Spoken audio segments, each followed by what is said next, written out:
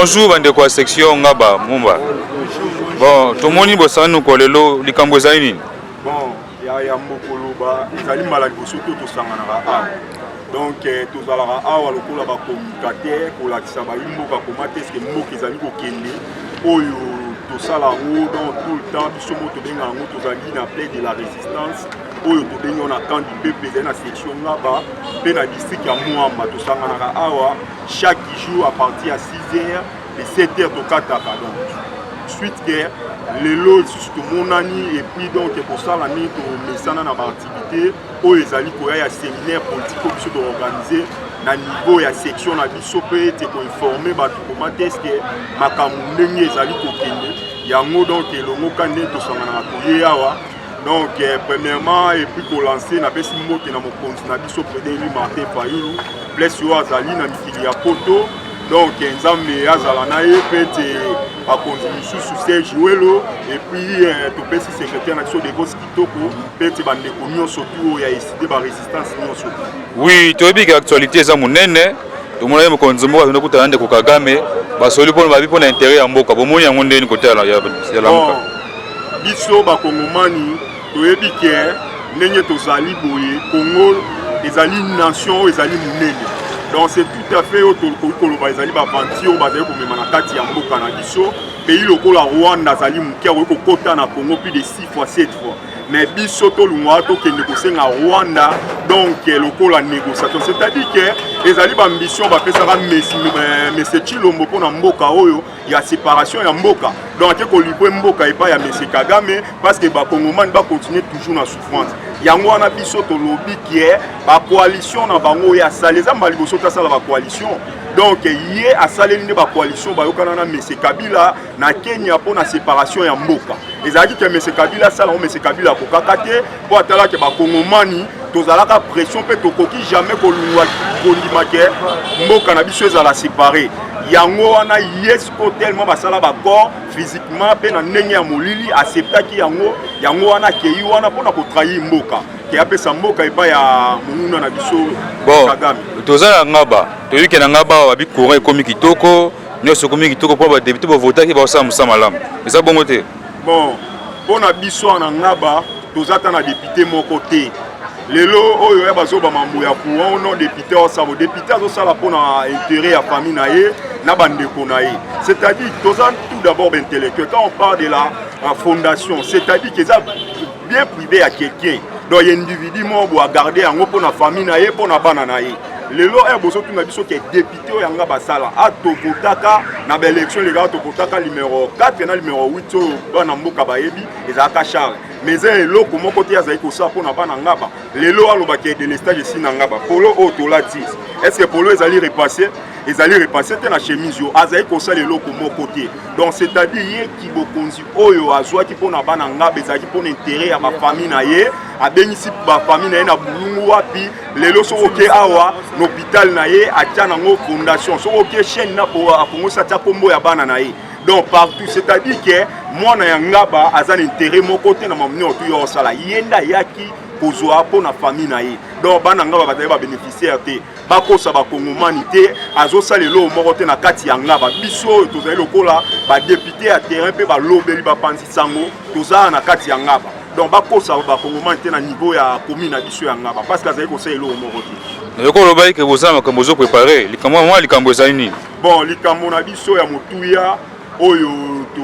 bengi supona ko informer tozali na séminaire politique na biso et kozala munene donc on appelle de la résistance na biso pete ba banderole et komata donc déjà to bandaki préparation nango pete to encourager lisusu Gabriel Umengo oyo azali ko soutenir biso na niveau ya résistance quand du peuple pete donc to bandaki déjà na ba polo tozali komona o mona mboka jobo alata za moko na kati na biso pete mususu yango oyo mama na biso azali pe moko kati na biso oto andimaka na bango awa donc c'est-à-dire tozali na préparation nango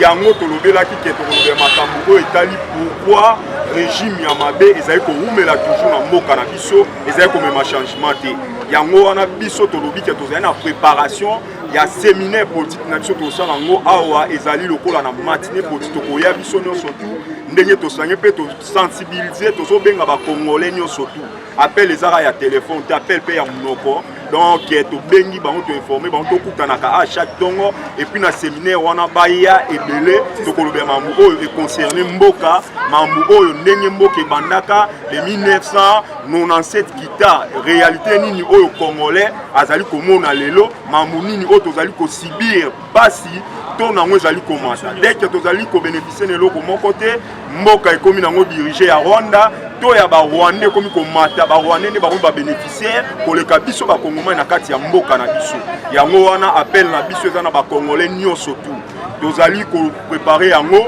pona maponami oyo koya na 2023 le président Eli Martin Fayulu alobaka na boboto il fallait biso no tout ba Congolais ba ba keto salela article 64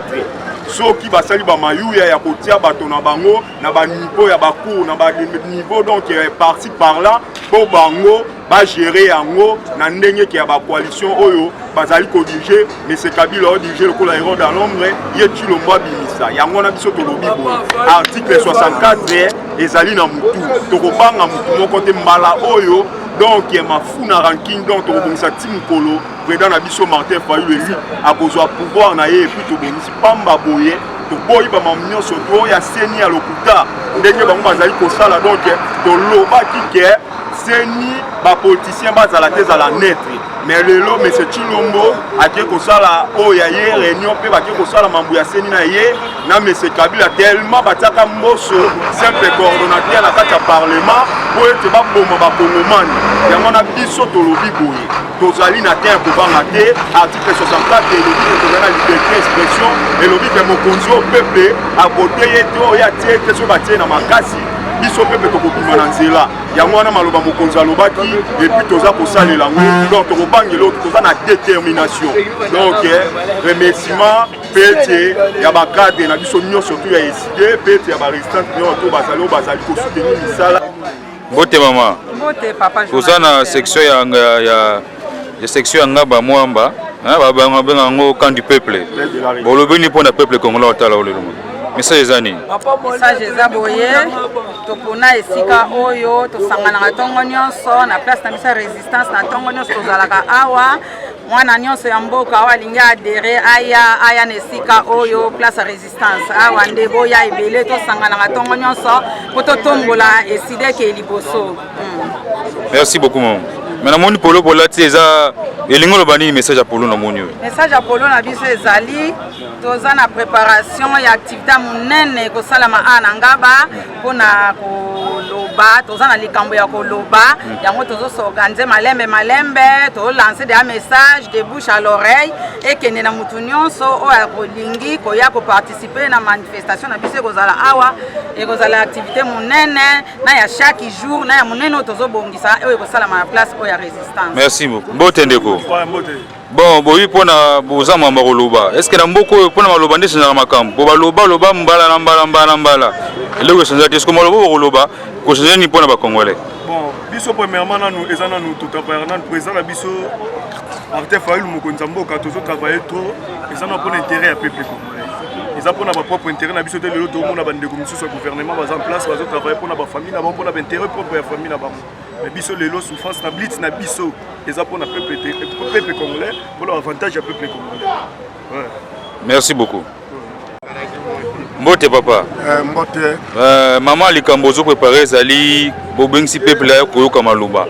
maloba ngo tokoza susu nini na motu na maloba tu baloba eloko esanza te maloba ngo reporter nini po lelo toloba li président okita te nyonso eloko nyonso oyo ekiti nyonso tomoni ekiti te sikoyo na maloba kaka maloba oyo koloba osanze nini nalingi naloba boye te d'ailleurs bandeko mosusu base balobi mpona problème ya rassemblement biso tokosala biso nyonso tout séminaire wana mais nalingi naloba moke boye bakonzi ya mboka na biso balingi peuple congolais mpona nini balingi peuple congolais te mwa changement ata moke eza na kati ya mboka te biso baoyo towutaki avant 60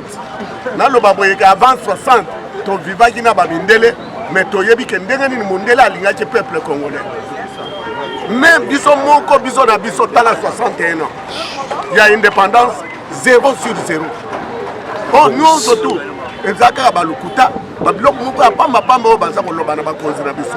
bango balingi peuple congolais te o problème ya kolia problème ya boye problème wana eza lokuta tala nano mokonzi akende koyokana na Rwanda devant Congo azana tona kati Afrika azana ezala or yango bazoloba na Rwanda akoexploiter balobi ça pona bien bakongolais na barwandais bafanda na kimia est-ce que alambaka or epa na ye bato balambaka yango bamindele soki olingi yokana na bamindele parce que bato balambaka biloko wana mais mpona nini kozwa Rwanda bomi biso ebele papa ma message alonde yango eza motu ya makasi toni toyoka bino yango wana message ngai naza kopesa yango wana ke bakonzi ya mboka na biso babongola mitema na bango soki bazokokontinue kaka na mitema na bango ya mabe Congolais akopesa bango mokongo pamba te na losambo nzambe akoyoka pe losambo na biso bakanisa te ke nzambe matoyi na ye lopame nzambe aza komona aza koyoka oyo nyonso to bakongolais baza koloba. Merci. Aza na besoin. Ah, dans la section du peuple aujourd'hui que vous avez pour savoir loba quand du peuple quand de résistance au niveau loba bon tu as vu que lobby nous surtout est servi d'aller alimentaire ezala lipa ezala loso soso kitaki ongola basuni po konga lokaka lipa ezala nyoso kolezala message di boza nsoma longa pour mkono. Merci papa na mutuna na yo na sepeli mingi po coïncider na likambo oyo biso tokozana nango ya koloba na milulu oyo tozo préparer ndeko na ngai soki oyoki message na biso tozo lancer tolingi toyebisa na population congolaise pourquoi régime ya mabe eza ko persister na kati ya Congo. Qui dit régime ya mabe na kati ya Congo parle ya ration ya population, parle de la vie sociale du peuple congolais. Nde tokolobelango na minito tozoloba papa matoyi ekomi kosala pasi koyoka biloko ezosalema te babato de pêche tomoni na bilili na miso yebani te lelo tozoyokela talu ya soso na bilili lelo donc biloko ezanga tina trop parler pour ne rien faire pour preuve minito tozo vivre coalition oyo ye akesala na Kagame na Rwanda yango muteza concrète pour le moment papa dollar ekitite okoti na coalition soit na négociation na ba opérateur économique te yo publié diminution ya prix ya biloko ya yo biloko ngo bien ya ba opérateur économique aussi sont des biens oyo ba futeli déjà ba douane yo ya odimier tan na terrain ezala kate wana eza distraction pona yango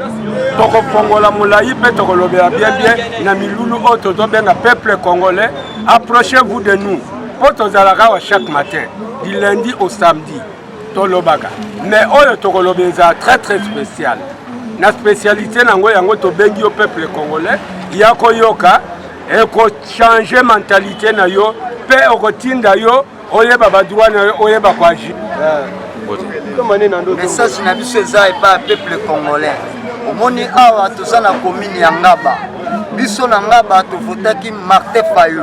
mais badepute oyo bayaki kofabrikele biso na Ngaba oyo bazoloba basilisi courant mai bango nde babomi Ngaba soko tali okomona salite bosoto basi eza na Ngaba akosakana te yango moni biso totelemi na bakolo na biso mpona président Martin Fayulu Madidi na message oyo apesaki biso tobundela mboka na biso mpona kolongola mboka na crise na situation tozomona oyo tobimisa mboka na biso na souffrance yango wana omoni totelemi omoni tozawa tozalaka chaque tongo na 6h tosisaka 8h30 tobengi moto nyonso aya apesa makanisi na ye elongo na Martin Fayulu Madidi mpona kobimisa mboka na biso na pasi